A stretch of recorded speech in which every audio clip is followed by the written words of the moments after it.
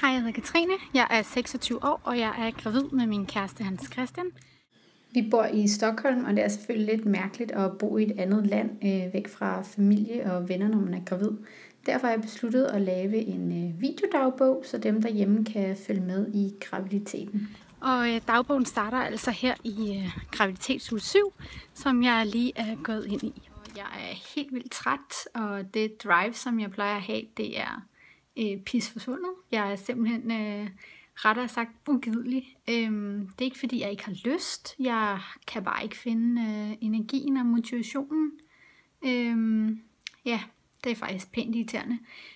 Jeg venter spændt på nakkefoldsscanningen. Jeg synes tiden går helt vildt langsomt. Jeg synes det er så svært at skulle vente helt til uge 12. Men jeg må bare væbne mig med tålmodighed. Ja, det var det for nu. Hej. Dagen i dag startede ikke så hyggeligt. Jeg havde nemlig masser af kvalme og har kastet op for første gang her i min graviditet, så det var en lidt dårlig start på dagen. Men solen skinner, og jeg har lige været til jordmor, hvilket gik rigtig godt, og prøverne og det hele ser fint ud, så ja, jeg klager ikke. Det var bare lige en lille hilsen herfra. Hej. Min kvalme er gået væk, og jeg synes også, at jeg har fået mere energi igen. Til gengæld har jeg fået en lugtesand som en labrador, og jeg kan for eksempel slet ikke klare lugten af spegepølse og kødsovs. Det er simpelthen forfærdeligt. Men ja, jeg har det godt, og i dag er Hans Christian og jeg faktisk 9 års kærestedag.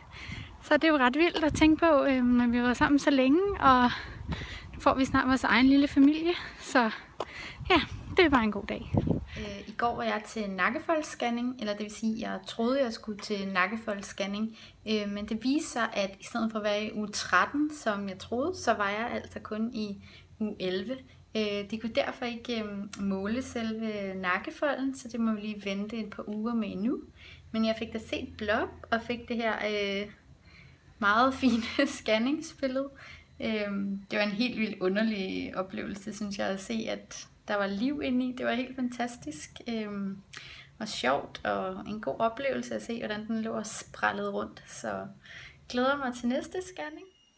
Jeg er nu i gang med sidste uge af første trimester, og jeg må sige, at de sidste par måneder har budt på mange bekymringer. Alt lige fra hvad man spiser, til hvilken shampoo man bruger, til om man nu får nok motion, om man får nok søvn. Det er helt vildt. Normalt er jeg ikke en person, der går og bekymrer mig så meget. Jeg tager tingene ligesom de kommer. Men jeg må sige, at første trimester her har været fyldt med bekymringer. Jeg kan kun forestille mig, at det bliver værre fremadrettet. Så det er noget nyt for mig, at jeg skal gå og spekulere over hele tiden, om det jeg gør er godt nok, og om det jeg spiser er det rigtige, og så videre. Det har været lidt en omvæltning. Nu glæder jeg mig bare rigtig meget til nakkefoldsscanningen her i næste uge, så jeg kan få ro i maven og få at vide, at alt er som det skal være. Og jeg har vildt mange sommerfugle i maven lige nu. Jeg er på vej til nakkefoldsscanning på Södersygehuset her i Stockholm, og jeg har det lidt som om, jeg skal til eksamen, må jeg nok sige.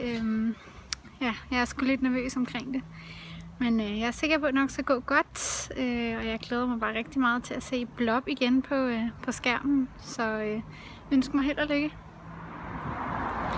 Så har jeg lige været til nakkefoldsscanning, og det gik rigtig godt.